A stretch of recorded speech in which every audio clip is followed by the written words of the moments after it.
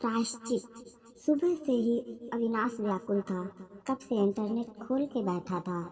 आज करण के एमबीए का नतीजा लगने वाला था। करण और करीना की पढ़ाई का ध्यान अविनाश ने बचपन से ही रखा था। कितना भी थका हो या ऑफिस से देर से लौटा हो, ऑफिस का काम घर लाया हो, लेकिन वो करण और करीना की पढ़ाई लेना, उनकी कॉपियाँ चेक करना कभी नहीं चूकता।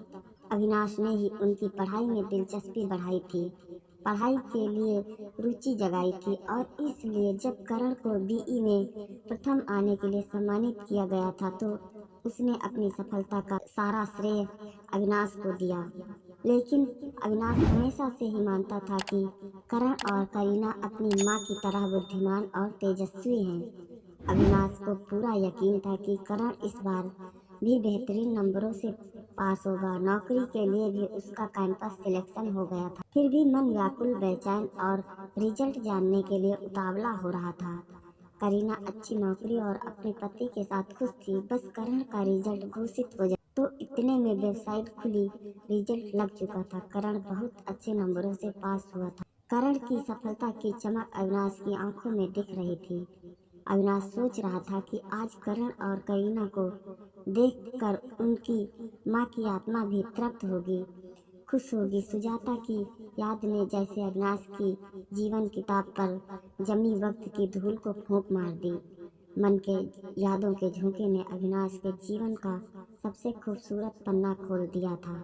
अविनाश और सुजाता का सानिध्य काल। अविनाश जैसे वापस उस काल में पहुंच गया था। अपने आप को कॉलेज की कैंटीन में बैठा पा रहा था। बस अभी 10 बजेंगे और हंसती खिलखिलाती सुजाता अपनी सखियों के साथ आएगी। सुजाता बहुत कठिन परिस्थितियों में जी रही थी। अनाथ थी, मामा मामी के साथ रहती थी। मामी उसे पढ़ाना नहीं चाहती थी, पर मामा के फैसले के आगे उसकी एक न चली। लेकिन सुजाता से काम करवा के, उसे ताने मार के उसका जीना और पढ़ाई दोनों मुश्किल कर दिया था। लेकिन सुजाता जीवन से भरपूर थी, हंसती हंसाती और अपने हाजिर जवाबी से अपने आसपास का माहौल हमेशा खुशनुमा कर देती। कठिन परिस्थितियों में भी अच्छे नंबरों से पास होती। उसे देखकर कोई नहीं जान पाता कि वो किन परिस्थितियों में पढ़ रही है। सुजाता की सादगी, हाजिर जवाबी और खिलखिलाहट अविनाश को बहुत भा गई। बड़ी हिम्मत से अविनाश ने एक दिन सुजाता से अपने प्यार का इजहार कर दिया। सुजाता ने उसका प्यार स्वीकार किया और बस अविनाश के जीवन का सबसे सुहाना समय शुरू हो गया।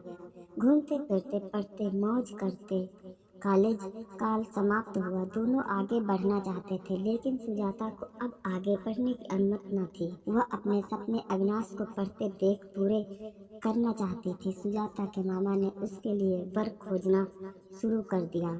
वो चाहते थे कि सुजाता अच्छे लड़के से शादी करके एक खुशहाल जिंदगी बिताए। सुजाता अपने मामा को अविनाश के बारे में कहना चाहती थी, पर अविनाश चाहता था कि जब वह पढ़ाई पूरी कर अच्छी नौकरी में स्थिर हो जाए तब उनसे बात करें। अविनाश के इंतजार में सुजाता सारे अच्छे रिश्ते ठुकराती गई। आखिर वह दिन आ ही गया जब अविनाश की पढ़ाई पूरी हुई और उसकी नौकरी लग गई। नौकरी में सेटल होते ही अविनाश ने अपनी माँ को सुजाता के बारे में बताया। बस उसी दिन अविनाश का वो सुहाना समय समाप्त हो गया। उसकी माँ ने एक अनाथ लड़की से रिश्ता जोड़ने से मना कर दिया। अविनाश अपनी माँ के विरुद्ध न जा सका और उसने सुजाता का साथ छोड़ दिया। सुजाता पहली बार जीवन से हारी। उसकी हंसी और खिलखिलाहट कहीं गायब ही हो गई। इतने सालों का प्यार और इंतजार का उसे यह सिला मिला था। अब उसके लिए अच्छे रिश्ते आने भी बंद हो गए थे।